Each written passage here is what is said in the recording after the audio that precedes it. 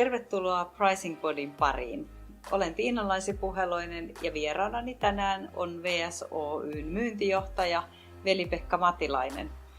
Keskustelemme muun muassa siitä, mistä kirjan hinta koostuu. Tänään minulla on vieraana Veli-Pekka Matilainen.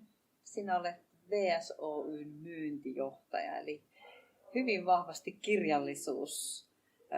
Bisneksessä olet ollut myös ennen VS Oytä, että se on ollut sun sellainen uraa vaikuttava tekijä tai olet tehnyt sillä alalla urasi, niin voinko kutsua VP:ksi sua? Kyllä, voit kutsua VP:ksi. Hyvä. Kyllä. Tunnetaan paremmin varmaan sillä nimellä. Okei, hyvä. Niin VP, kerrotko vielä omin sanoin omasta työurastasi, että miten olet nyt ollut kuitenkin jonkun aikaa jo VS Oylla?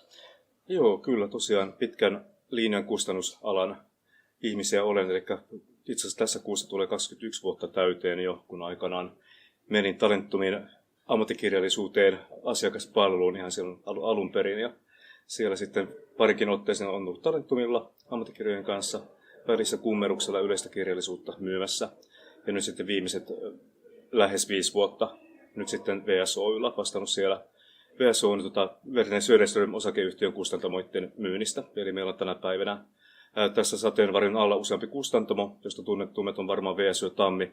Ja suurimmat sitten on myöskin Joni Kniika, sitten Bazaar, Cosmos, Readme ja uudet hankinnat joulukuussa hankittiin vielä ennen joulua.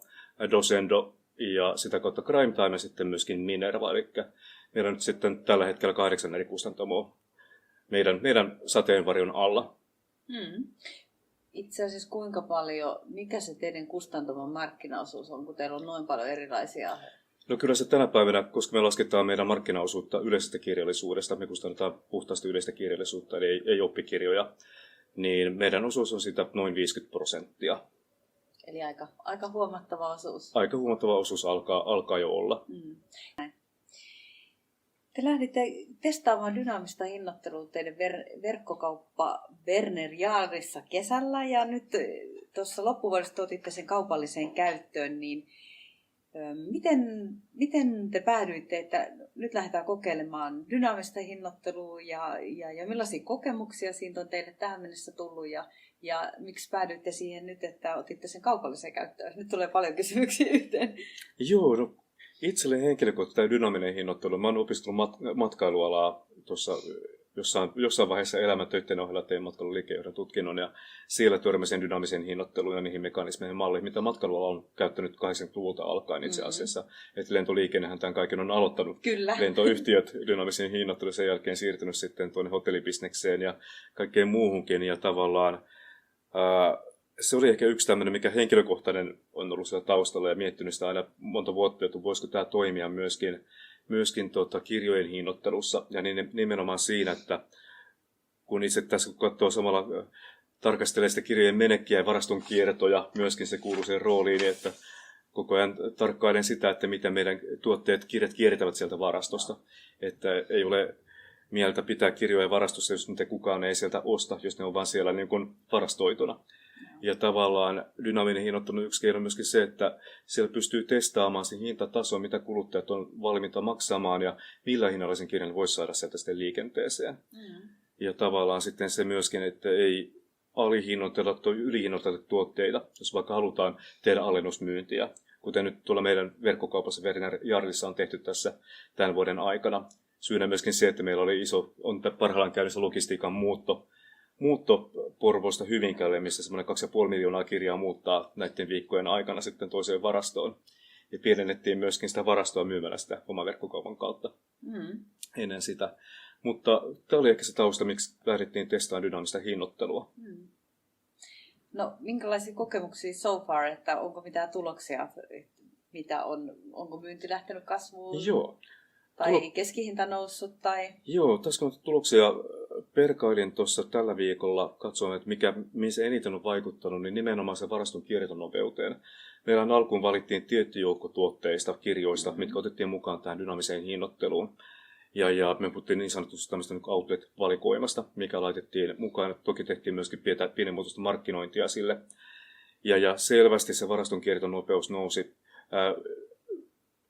vertailin sitä edellisen vuoden vastaavan ajanjakson, varaston kiertonopeus oli 0,14 ja se nousi lähes 0,6 sitten siinä niin kuin nyt tämän syksyn aikana, mitä ehdittiin tekemään. Me aloitettiin tämä heinäkuussa tämä kokeilu, että merkittävästi enemmän myytiin sitä varastoa sitten dynaamisen hinnoittelun avulla. Joo, toihan on ihan mielenkiintoinen ja hyvä tulos siinä mielessä, kun eihän se varasto siellä, se ei niin kuin parane, ei edes kirjat parane kun niitä varastoidaan. Kyllä. Että halutaan kuitenkin saada kiertoon sieltä.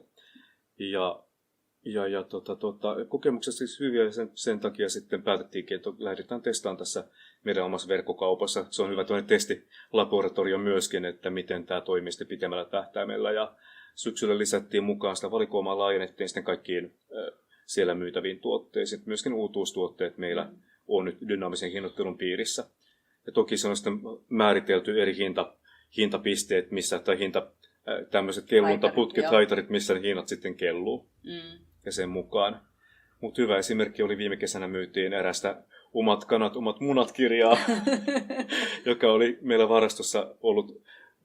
Oltiin myyty toki sitä parin vuoden aikana, mutta aika vähäisiä määriä, mutta sitten me myytiin viikossa se koko varasto loppuun. Että aivan. Siinä niin kohtasi kuluttaja ja kirja ja hinta toisensa. Juuri näin. Ja oikeastaan toi on sellainen niin kuin, hyvä esimerkki siitä, että mitä dynaaminen hinnoittelu voi tuoda sitten. Kyllä. Te olette myös tehneet markkinointia, koska moni asiakas saattaa miettiä, tai mekin ollaan käyty asiakkaiden kanssa keskustelua, että miten dynaaminen hinnoittelu vaikuttaa markkinointiin ja miten niin kun, näitä voidaan yhdistää, että ei lähdetäkään enää sillä kiinteällä jollain alennushinnalla, vaan se voi olla alkaen hinta ja sitten sitä lähtee fiksusti esimerkiksi sosiaalisen median kanavissa tai muissa markkinointikanavissa tuomaan esille. Että se ei ole aina se niinku exact hinta. Joo. Tämä liittyy sillä tavalla nyt nimenomaan tähän meidän verkkokaupan markkinointiin. Että meillä on sitten taas markkinointia ja me tehdään paljon muuta, mutta siinä me ollaan käytetty, kun mietittiin, että miten tämä tuodaan esille, mitä kuluttajat sanoo, että ei voida ehkä käyttää, koska hinta vaihtuu päivittäin. Niin sitten päädyttiin siihen ratkaisuun meillä, jos tehdään vaikka tarjouskampanja, siellä lukee, että hinnat alkaen 5,90, jolloin se antaa tavallaan, osa hinnoista voi olla alle siellä, mutta että tavallaan ei lukittauduta tiettyyn tarjoushintaan. Joo. Että olette mun mielestä aika fiksusti sitä toteuttanut siinä teidän omassa markkinointiviestinnässä. Että onko tullut asiakkailta palautetta minkä verran sieltä, että kun hinnat liikkuvat, että minkä reaktio se on aiheuttanut siellä? Yllättävän vähän on tullut. Kysyin jossain vaiheessa meidän asiakaspalvelusta vastaavalta, että onko ihan yksittäisiä on saattanut tulla viestejä, että tämä hintahan oli, tai nimenomaan sitä markkinointiin liittyen, että hei, tässähän mainoksessa luki, että kirja hinta on tämä, mutta se onkin tämä, mutta nimenomaan se oli alkaen hinta, että se luettiin väärin, mutta aika vähän on tullut. Ei sen takia tarvitse pelätä sitä. Ei. Ja onhan kuluttajat tottuneet siihen, että hinnat elää kaupoissa. Eihän maitopurkin hintakin vaihtelee kaupassa. Juuri näin.